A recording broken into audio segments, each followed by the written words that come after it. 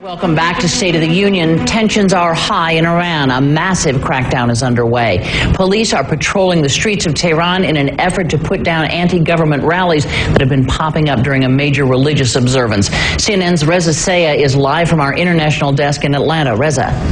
Yeah, Candy, once again, widespread protests in the streets of Tehran and clashes between security forces and members of the opposition movement throughout the day. And based on what we're hearing from witness accounts, these are some of the most intense protests we've seen in the past few months. Very graphic video and pictures have been coming into the Iran desk showing bloodied victims. Let's show you one of the pictures. We've pixelized this picture because it is graphic in nature. This picture purportedly shows one of the victims who was shot and killed, according to an opposition website, during the protest on Sunday. That website saying a total of 3 people were killed. Iran state-run news agencies deny anyone was killed during these protests, but based on what we're hearing from witnesses, what we're seeing with these graphic pictures, they tell a very different story. The intensity of these protests appear to be ratcheting them up. Let's look at some new video that's showing a sign that bears the name of Iran's supreme leader Ayatollah Khamenei, and there you see protesters who have ripped down that sign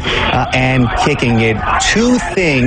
Two major events really converge to make this day especially emotionally charged. First off, Sunday marks the 7th day after the passing of dissident cleric Ayatollah Montazeri. He passed last week. Of course, he was a fierce critic of the regime in Shia Islam. It is customary to remember someone's passing 7 days after they pass away. Also on Sunday, it is Ashura, a major religious holiday in Shia Islam. It is a day in Iran where every year Shia Muslims commemorate the martyrdom of Imam Hussein, the revered prophet. For the past 30 years, the Islamic Republic of Iran, the government, has owned this particular holiday. They've used it to advance their particular cause. But today, Candy, it was the opposition movement who made its mark on this very important holiday. Candy? President, we all know that revolution in most places begins on the streets, but they seem so outnumbered, certainly so outgunned. There is no help coming from the international community, at least that we can see. What is, at least in the near future, the end game here for these protesters?